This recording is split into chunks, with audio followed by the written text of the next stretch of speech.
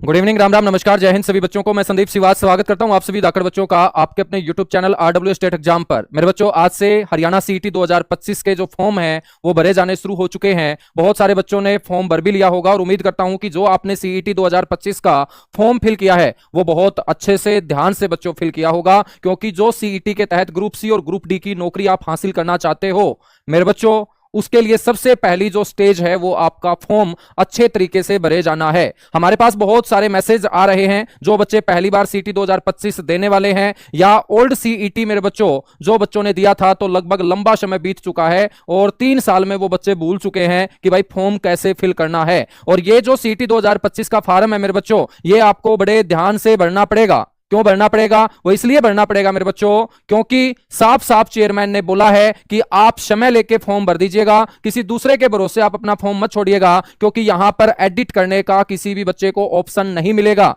तो सीधी सी बात है भाई, आप लोग इस बात को हल्के में ना ले, आपको कोई एडिट का ऑप्शन नहीं मिलने वाला है। तो समय चाहे कितना भी लगे, क्योंकि लंबे समय के बाद हरियाणा में सीईटी हो रहा है और अगला सीईटी कब होगा बच्चों उसका भी किसी को कुछ पता नहीं। तो यह मौका हाथ से नहीं जाने देना है और सबसे पहले आपको फॉर्म बड़े ध्यान से मेरे बच्चों सारी की सारी इंस्ट्रक्शन पढ़ के फिल करना है। कौन सा डॉक्यूमेंट किस डेट के बाद का बना होना चाहिए ये ध्यान से आपको देखना है और किसी के दूसरे के भरोसे अपना फॉर्म नहीं छोड़ना है। ऐसा नहीं है कि आप पैसे दे आओ, डॉक्यूमेंट दे आओ और उसके बाद मेरे बच्चों जिम्मेदारी उसके ऊपर छोड़ाओ कि मेरा फॉर्म भर देना, क्योंकि पिछले सीईटी में भी बहुत सारे बच्चे ऐसे आए थे जिन्होंने दूसरे के भरोसे ये फॉर्म छोड़ दिया था और उसके बाद अच्छी तैयारी होने के बावजूद भी वो नौकरी हासिल नहीं कर पाए। तो किसी ने पुराने सर्टिफिकेट जोड़ दिए थे, किसी ने बच्चों कुछ गलती कर दी थी। तो ये वीडियो आपके लिए बड़ी इंपॉर्टेंट हो जाती है, क्योंकि इस वीडियो में मैं आप लोगों को सीईटी 2025 का जो फॉर्म है वो कैसे भरना है, किन किन बातों का आपको ध्यान रखना है, कौन कौन सी सावधानी आपको बरतनी है, बिल्कुल एक एक स्टेप मैं आप लोगों को यहां पर बताने वाला हूं। क्योंकि अब की बार यदि फॉर्म भरते हुए गलती हुई तो बच्चों कोई आपको मौका नहीं मिलेगा, आपका फॉर्म जो है वो रिजेक्ट हो जाएगा। और मैं चाहता हूं कि सिंगल बच्चा जो है ना उसका फॉर्म रिजेक्ट नहीं होना चाहिए। ठीक है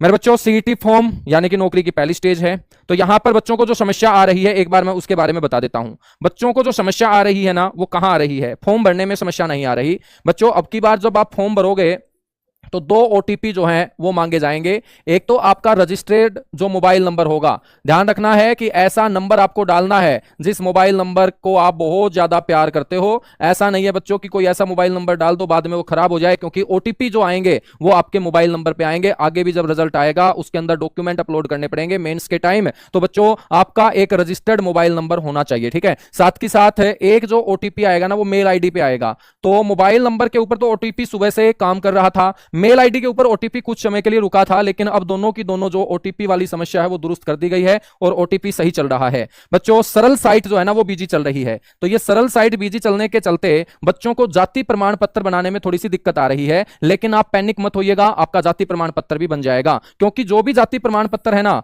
वो सारे के सारे जाति प्रमाण पत्र बोला गया है कि 1 अप्रैल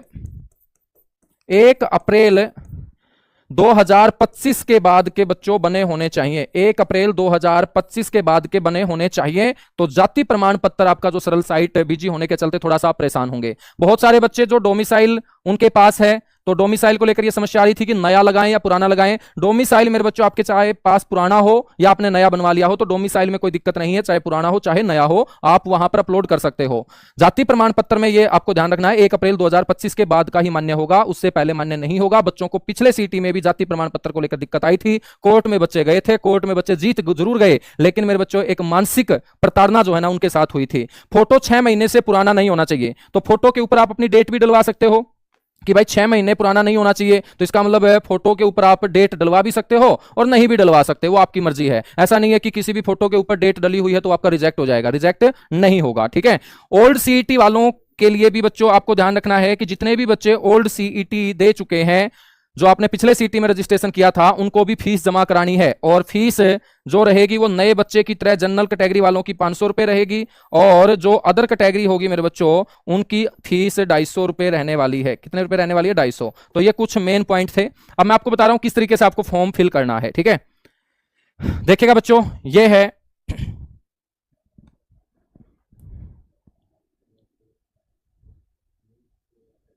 एचएसएससी की साइट। एचएसएससी की जब साइट आप ओपन करोगे ना तो यहां पर आपको डालना है बच्चों oneTimeRegistration.haryana.government.in। ये वेबसाइट है जहां आप क्या कर सकते हो, सीईटी से जुड़ा हुआ कोई भी आप मेरे बच्चों चीज अच्छे तरीके से देख सकते हो। नए बच्चे रजिस्ट्रेशन कर सकते हैं, पुराने बच्चे फीस जमा करा के अपना रजिस्ट्रेशन दोबारा रिन्यू कर सकते हैं। और एडवर्टाइजमेंट डाउनलोड करना है तो आप यहां से एडवर्टाइजमेंट डाउनलोड कर लेते हैं। और यहां पर सारी बातें भी बताया गया है कि भाई पेमेंट से रिलेटेड कोई एक्स्ट्रा लिंक नहीं भेजा जाएगा, इसी लिंक से पेमेंट आपको करनी है, क्योंकि साइबर ठगी का भी मामला साथ के साथ चलता रहता है। ठीक है, तो आपको यहां पर oneTimeRegistration.haryana.government.in के ऊपर जाना है। इस तरीके से आपको मेरे बच्चों यहां फॉर्मेट नजर आएगा। आप नए कैंडिडेट है तो न्यू यूजर रजिस्ट्रेशन के ऊपर आप क्लिक करेंगे।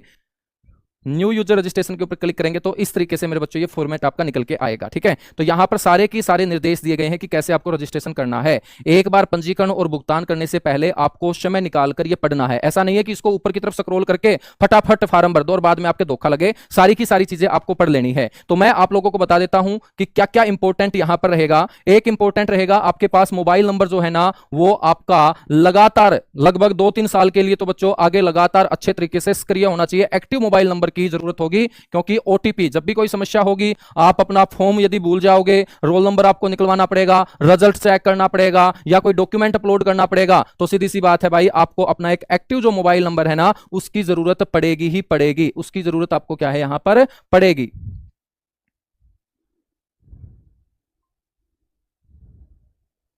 ठीक है, उसकी जरूरत आपको पड़ेगी। सर ब्राइटनेस थोड़ी सी ज्यादा है, तो सर थोड़ी सी ब्राइटनेस एक बार कम कर दीजिएगा। हाँ ब्राइटनेस थोड़ी सी ज़्यादा है, इसकी कम कर देते हैं, कोई दिक्कत नहीं है। और ज़्यादा होगी सर, इसको कम करो, और कम करो, और कम करो, और कम कर दो सर, और कम कर दो, थोड़ी सी ज़्यादा कर दो, कम कर दो, थोड़ी सी ज़्यादा कर दो। हाँ मैं इसको थोड़े से अक्षर बड़े करके आपको दिखा देता हूँ यहाँ पे। ठीक है,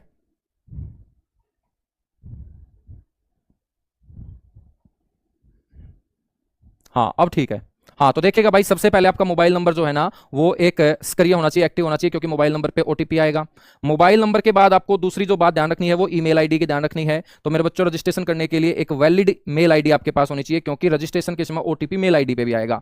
ठीक है, क्योंकि सारी की सारी जो सूचनाएं होंगी, एडमिट कार्ड डाउनलोड करना, परिणाम आना, बच्चों वो मेल आईडी पर ही होगी। और ध्यान रखना है एक ईमेल आईडी पर केवल एक ही आवेदन प्रस्तुत किया जाएगा। यानी कि ऐसा नहीं है कि आप 2 भाई बहन हो तो एक ही मेल आईडी से कोशिश करो, अलग अलग आपके पास मेल आईडी होनी चाहिए, अलग अलग आपके पास मेल आईडी होनी चाहिए। ठीक है, उसके बाद मेरे बच्चों यहां पर दिया गया है कि भाई यदि लागू हो तो पिछले सीईटी रिकॉर्ड के अनुसार अपना सीईटी पंजीकरण नंबर और जन्म तिथि क्या है दर्ज कीजिएगा। यानी कि ये पुराने सीईटी वाले बच्चों के लिए है।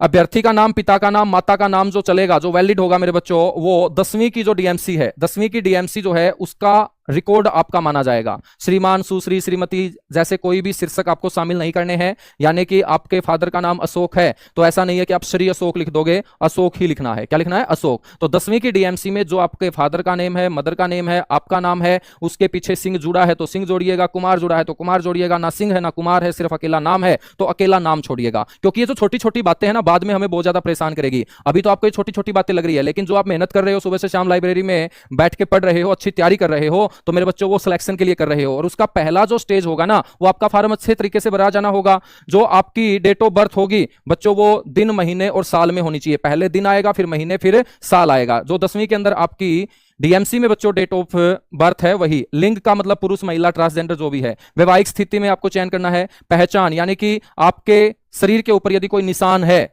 तो वो आपको बच्चों पहचान डालनी पड़ेगी। ठीक है, तो शरीर के ऊपर कहीं पर भी कोई भी एक निशान है तो वो निशान आप यहां पर डाल सकते हो। यहां पर पहचान के 2 ऑप्शन मिलेंगे।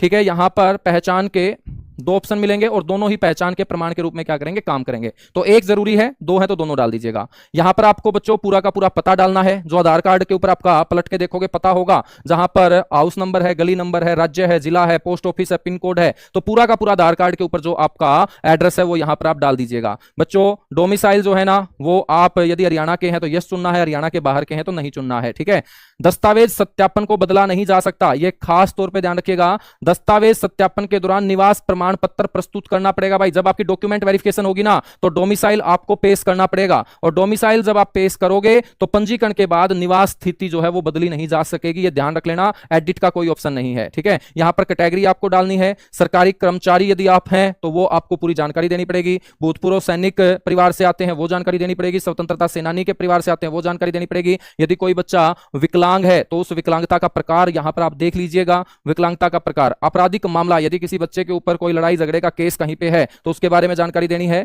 योग्यता जो आपकी यहां पर बताई गई है वो बताई